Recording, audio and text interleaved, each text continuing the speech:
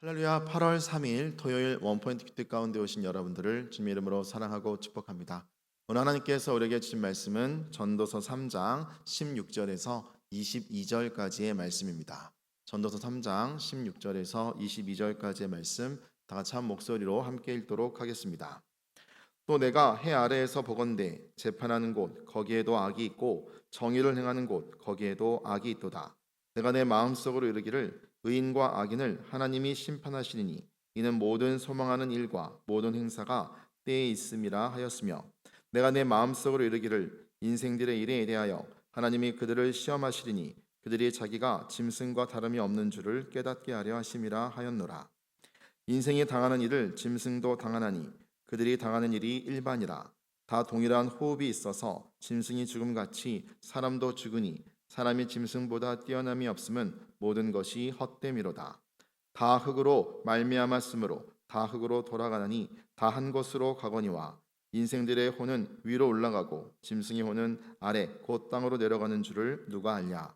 그러므로 나는 사람이 자기 일에 즐거워하는 것보다 더 나은 것이 없음을 보았나니 이는 그것이 그의 몫이기 때문이라. 아, 그의 뒤에 일어날 일이 무엇인지를 보게 하려고 그를 도로 데리고 올 자가 누구이랴. 아멘. 이 시간 불의와 심판이란 제목으로 담임 목사님께서 큐티 인도해 주시겠습니다. 할렐루야. 오늘 8월 3일 토요일입니다. 토요일을 매주 우리 잠언서, 전도서, 인생의 지혜서를 묵상하면서 내 삶을 조용히 돌아보며 또 하나님의 은혜 아니면 살 수 없는 자임을 고백하며 주께로 나올 준비를 하는 날입니다. 토요일은 그런 면에서 보면 거룩한 예배를 위한 설레임의 날이다 하는 것으로 우리는 복된 날임을 알 수 있어요. 자, 오늘 전도서 3장 16절에서 22절입니다. 뭐라고 우리에게 지혜를 줍니까? 16절 보시면은 하나님은 세상에 또 내가 해 아래에서 보건대 재판하는 곳 거기에도 악이 있고 정의를 행하는 곳 거기에도 악이 있도다.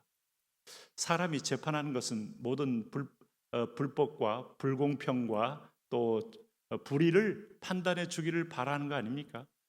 학교에서 선생님이 가질 아주 중요한 덕목이 뭡니까? 잘 가르치는 겁니다. 그러나 그것 이상으로 더 중요한 것은 공평입니다. 가진 자나 못 가진 자나 또 아니면 건강한 자나 아니면 건강하지 않는 자나 권력이 있는 집안이나 없는 집안이나 공평하게 대할 때 아이들은 그 공평 속에서 기회의 균등 앞에 자기의 달란트를 최선을 다할 수 있는 그야말로 불평 없는 공동체가 될 수 있죠. 이게 작은 사회죠. 그러나 가진 자를 편애하고 권력 있는 사람을 편애하면 결국은 거기는 또 다른 불화와 갈라치기를 통하여 어떤 면에서 보면 사회의 갈등을 불러일으키게 돼 있고 기회를 상실하게 돼 있죠. 그렇기 때문에 세상에서 법제도가 잘 정비되어 있다는 것은 그 사회가 건강하다는 증거고 뇌물이 아니라 아니면 권력의 압력이 아니라 양심을 따라 공평하게 판단한다는 것은 얼마나 중요한 일인지 모릅니다. 결국 이것이 국익에 도움이 되고 내 삶에 도움이 되는 거죠. 그런데 이제까지 이 세상에 많은 재판정이 있었어요. 로마 시대에도 재판정이 또 동시에 근역사의 왕정 시대에도 왕이 국문하고 사또가 국문하고 다 모든 걸 재판을 통하여 처결합니다. 그런데 거기에도 악이 있다. 편견도 있고 아니면 뇌물을 통하여 양심을 속이는 판결이 있고 정의를 행하는 곳에 정의라는 이름으로 공권력을 집행할 수 있어요. 정의라는 이름으로 우리가 강력한 어떤 물리적인 힘을 행사할 수 있을 때에도 악이 있다 하는 거예요. 영원한 이 땅에 완전한 재판장은 없다 이겁니다. 그래서 이 세상 사람들이 억울하고 통분해하고 여러분 속타하고 고통스러워합니다.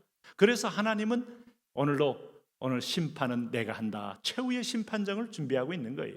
이걸 가리켜 우리는 요한계시록에서 백보자 심판이다 하고 있습니다. 그 심판은 완벽한 전능하신 하나님의 눈앞에서 판단되어지고 정죄되어지고 상벌로 임하게 되는 날입니다. 오늘 17절 말씀 보세요. 내가 내 마음속으로 이르기를 의인과 악인을 하나님이 심판하시리니 이게 바로 백보자입니다. 이는 모든 소망하는 일과 모든 행사에 때가 있음이라 하였으며 내가 내 마음속으로 이르기를 인생들의 일에 대하여 하나님이 그들을 시험하시리니 그들이 자기가 짐승과 다름이 없는 줄을 깨닫게 하려 하심이라 하였노라. 인생들의 일에 대하여 하나님이 그들을 시험한다 그랬습니다. 성경에도 하나님이 우리를 시험한다는 말이 많이 나옵니다. 우리는 시험 들었다 하는 말은 부정적인 의미로 써요. 넘어졌다, 아니면 굴레에 빠졌다, 아니면 마음이 강팍해졌다, 시험 들었다. 예, 마귀도 시험합니다. 그래서 영어에서는 그것을 유혹이라고 썼고 하나님이 시험하는 것을 테스트라고 썼어요. 이 말은 뭔가 하면 하나님은 믿음을 드러내어서 그 믿음을 통하여 그 순전함을 통해 하나님의 의를 이루시겠다는 거예요. 그러니까 믿음의 겨자씨만한 것도 드러나면 그걸 통하여 하나님은 심어서 하나님은 30배, 60배, 100배를 걷겠다는 겁니다. 하나님은 상 주기 위한 시험이고 마귀는 넘어뜨리기 위한 시험인데 하나님이 시험하는 거예요. 여러분, 우리가 누굽니까? 우리가 자신을 모르는 존재입니다.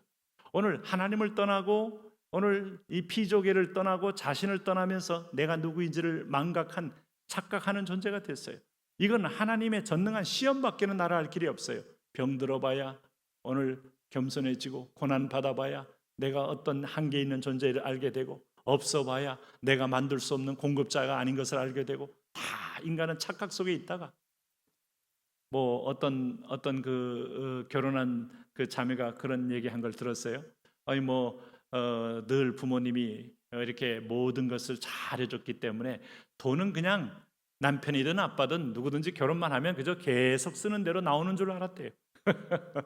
여러분, 있는 집과 없는 집의 차이는 여기 있습니다. 카드를 아무리 긁어도 그러나 대가 없는 돈이 나오는 곳이 어디 있습니까? 부모가 얼마나 그걸 메꿔냈겠어요.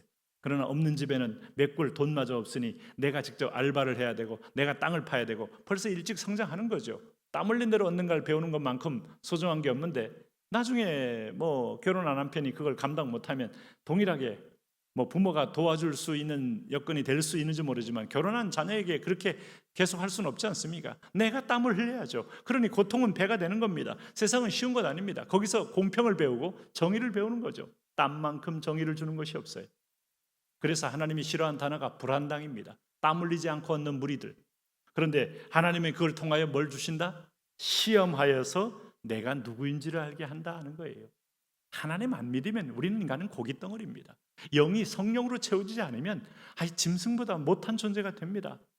여러분, 그렇지 않습니까? 우리가 이 말은 결코 요즘은 실감나요. 자식보다 개들이 더 많기 때문에. 근데 개를 자식처럼 사랑하는 이유가 뭐예요? 그 아이가 말을 듣거든요. 주인을 환영하거든요. 그리고 주인이 말하는 것을 그들은 순종하거든요. 거기에 열광하는 거 아닙니까? 그런데 인간이 하나님을 믿는 영적 영성이 없으면 말도 안 듣고 부모를 거역하고 고통스럽게 하고 뭐 거기서 여러분 기쁨과 희락을 얻겠어요? 무자식 상팔자 이런 얘기를 하는 이유 중에 하나가 이 배역하는 자식을 둔 부모들의 가슴은 타는 거죠. 그런 의미에서 보면 짐승과 다름이 없는 줄을 깨닫게 하려 하심이라. 이사야 1장을 딱 열면서 나귀는 소는 주인을 알지만은 우리 사람은 자기 주인을 모른다는 얘기에 우리는 깊이 한번 반성을 해볼 필요가 있습니다. 그러므로 19절에 인생이 당하는 일을 짐승도 당하나니 그들이 당하는 일이 일반이라. 다 동일한 호흡이 있어서 짐승이 죽음같이 사람도 죽으니 사람이 짐승보다 뛰어남이 없으면 모든 것이 헛됨이로다. 다 흙으로 말미암았으므로 다 흙으로 돌아가나니 다 한 것으로 가거니와 어디로 갑니까? 한 곳으로 흙으로 간다 이 말이에요. 그랬더니 21절 보세요. 인생들의 혼은 위로 여기에 차이점이 있어요. 짐승의 혼은 아래고 땅으로 내려가는 줄을 누가 알랴? 사람은 사람 된 것은 영이 죽지 않아요. 영은 땅에 묻히지 않아요. 영은 영원히 하나님의 심판대 앞에 있다가 주님이 재림한 날 그 땅으로 돌아갔던 흙의 몸이 다시 부활하여 영과 결합되어 사람의 모습으로 다시 부활하여 심판대 앞에 서는 겁니다. 그러니까 여기서 우리가 짐승처럼 살 수 없다. 성령의 호흡 없이 인간이 본능과 충동과 식욕, 성욕, 수면욕, 이 짐승들은 동면도 뭐 자기가 의지적으로 하는 게 아니라 본능적인 겁니다. 참 이 바닷가에서 거북이가 나와서 알을 낳잖아요. 알을 낳고 이제 알에서 깨어서 거북이 새끼들이 아장아장 나오잖아요. 아장아장 나와가지고 얘네들이 쭉 하나하나 기어서 무트로 나오고 산으로 올라갈 수 있어요.